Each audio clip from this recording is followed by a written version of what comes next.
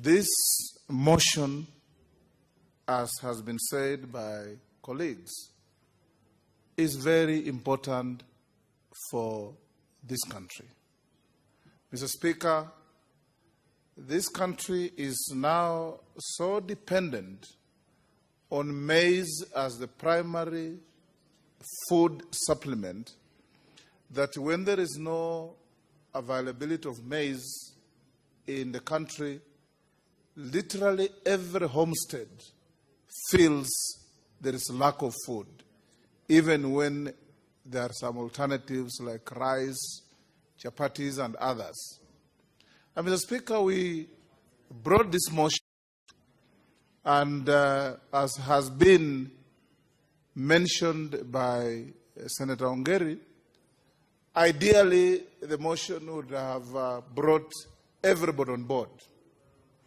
Because whether we're talking of the not very well watered parts of Ukambani, Mr. Speaker, records show that when there is good rainfall, Ukambani produces 5.6 million bags of maize a year, which is very substantial, and many other parts. But we're talking of the brain basket of the country.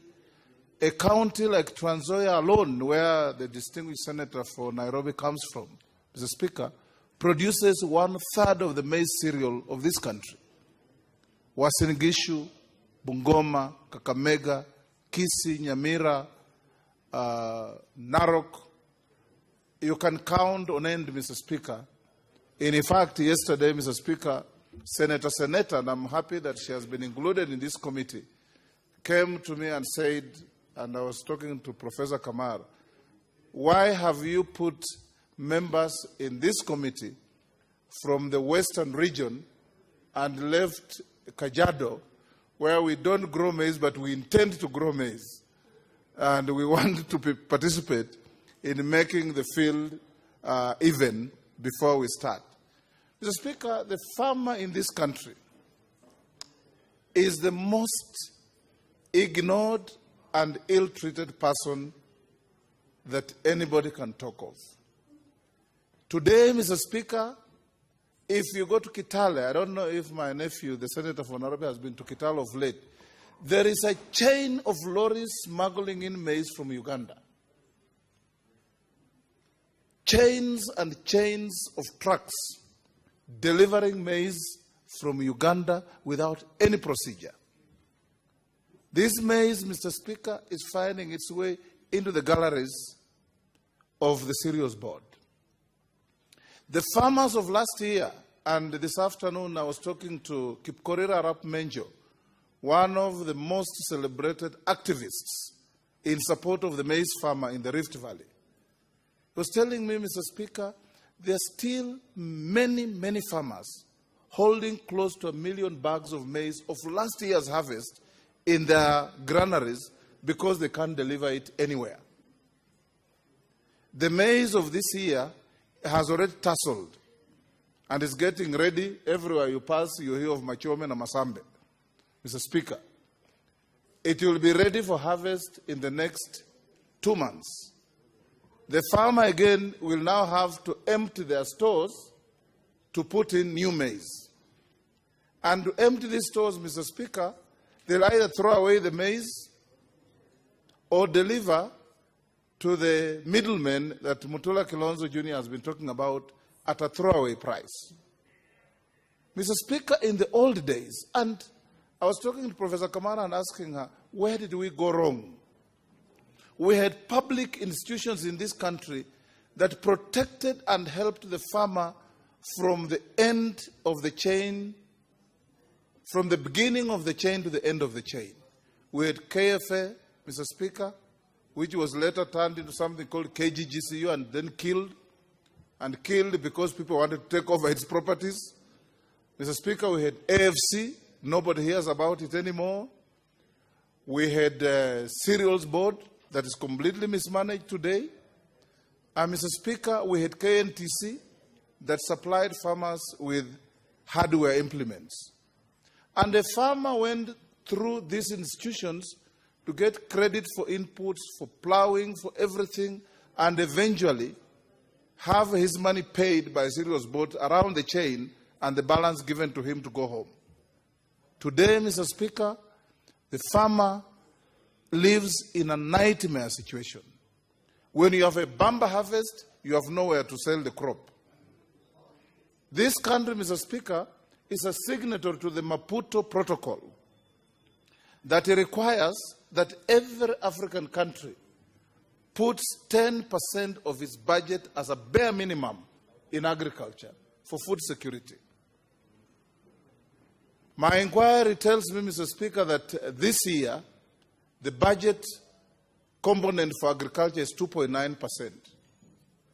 A violation of a protocol that we have signed when our own constitution says every international instrument and treaty we sign becomes part of our domestic law. So we are obligated to honor it. Then, Mr. Speaker, you have the AFC that extends credit to farmers. Farmers are being auctioned with their produce stuck in their granaries because they can't sell it anywhere. And Mr. Speaker, all this has brought untold harm to farmers.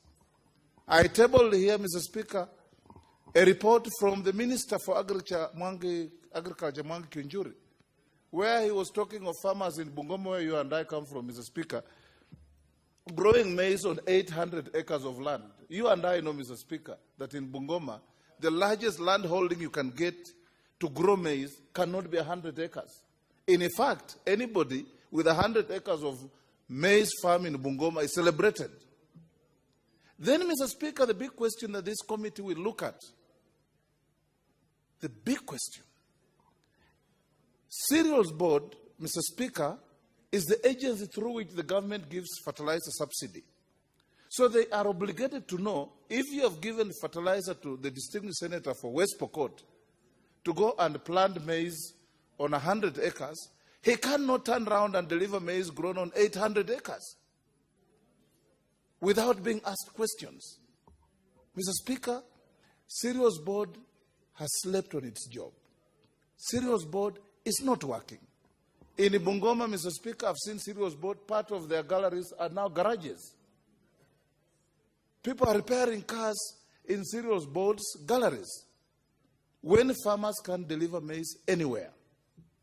And Mr. Speaker, in perspective, I did read, there was a president in America called Ronald Reagan, who once was addressing some American caucus, and he said he's very excited because he has learned that third world countries are going to suffer severe food shortage. It excites an American president because third world countries, including Kenya, were going to suffer severe food shortage. And then he added, it means we are going to feed them, and once we feed them, we'll do anything with them. You can imagine that kind of arrogance, Mr. Speaker, from our friends. And it's true.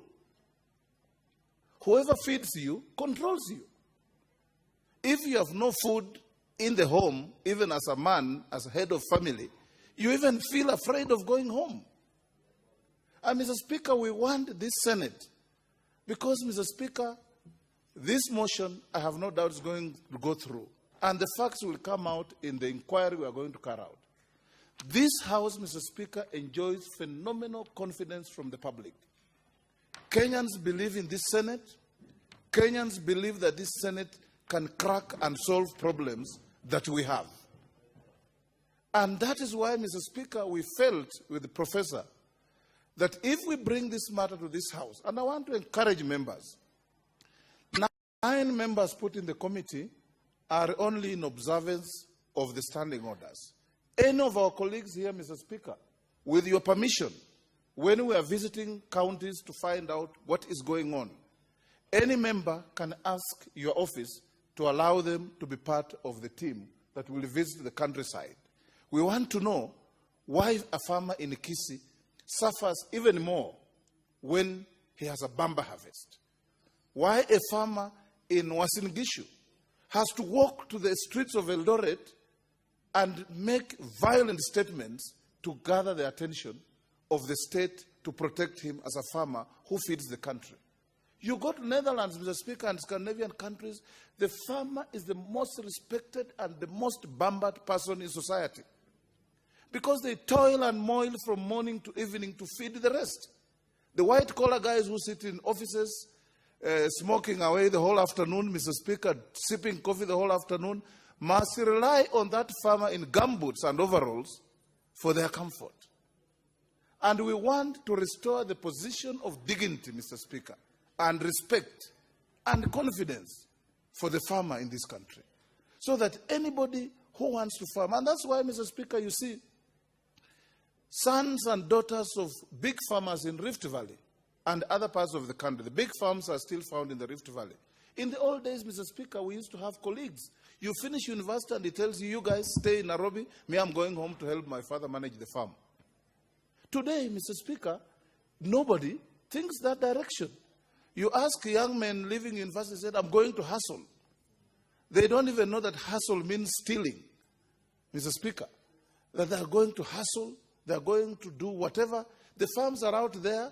The aging parents are unable to run the farms because there is nothing to attract their children to remain on the farms and feed this nation.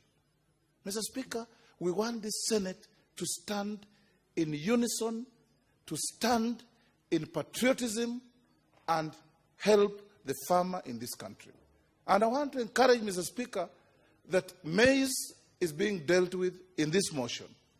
We have the dengue problem in Eastern. We have the coffee problem, which Honorable Ndwiga has been following. We have the pyrethrum problem in Rift Valley. The crop is dead. And many others. I want us as a Senate, Mr. Speaker, to put wealth in the hands of the people we represent in the counties. The other day, I was thoroughly impressed, Mr. Speaker, when I met the distinguished governor for West Pokot.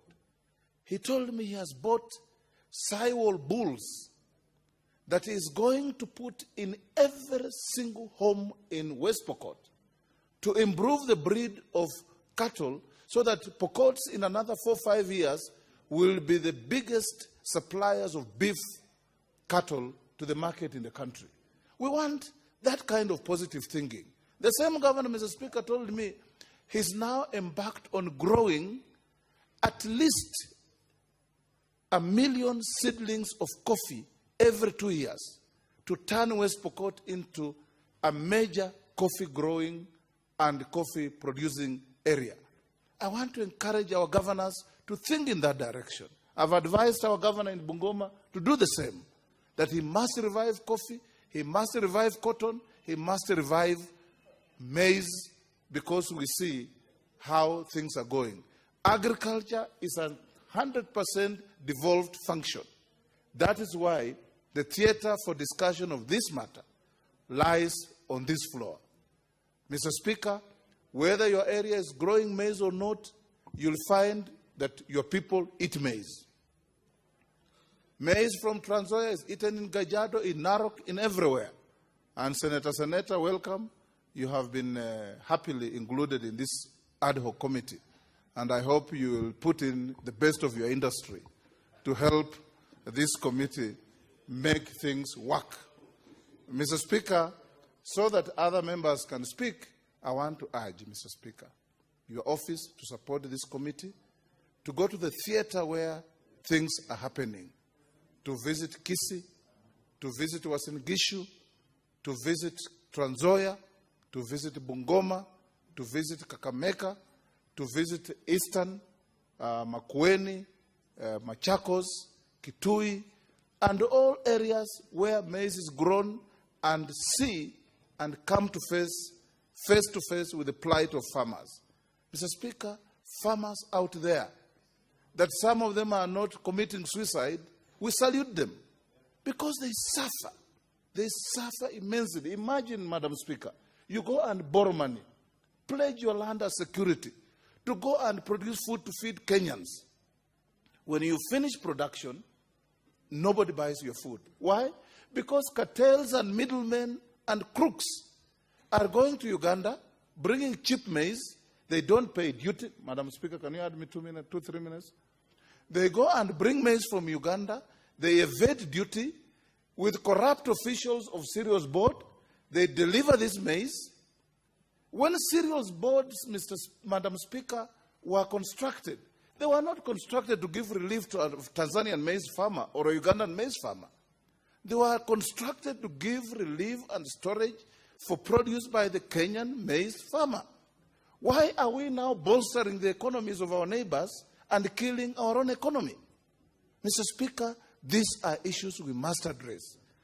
This committee, Madam Speaker, must address the issue of farm subsidies. How much money is in budget? How much fertilizer is purchased? How is this fertilizer distributed to reach the ordinary farmer? After that, Mr. Speaker, how does the state intervene to help the farmer fight like the armyworms we have been having? Then how does the state help the farmer harvest the crop? How does the state help the farmer limit and reduce post-harvest losses that farmers suffer? And above all, Madam Speaker, how does the state help the farmer deliver the produce and be paid on time so that they can also enjoy the fruits of their sweat? There are farmers out there who delivered maize to cereals board, and the majority leader told us here that he delivered maize last year. He has not been paid. Some of us have even stopped growing maize, Madam Speaker, because you grow maize is a highway to bankruptcy. And who wants to consciously or knowingly bankrupt themselves? Nobody. So, Madam Speaker, the facts, everything will come out in the work of the committee, and I want to commit myself and yourself as the co-sponsors of this motion, that this motion is going to help every single farmer who grows maize, and will also help the majority, if not all Kenyans, who consume maize meal as their daily livelihood. Madam Speaker, I beg to support this motion, and I hope that it will get an acknowledgement and support and an applause from the whole House, because this is what we were brought here to do, to protect the ordinary, helpless person who is under threat from cartels, from fraudsters, from criminals, and from faceless profiteers who walk around with briefcases, deliver nothing, and earn so much, and at the expense of the farmer who delivers so much and earn nothing. Thank you, Madam Speaker.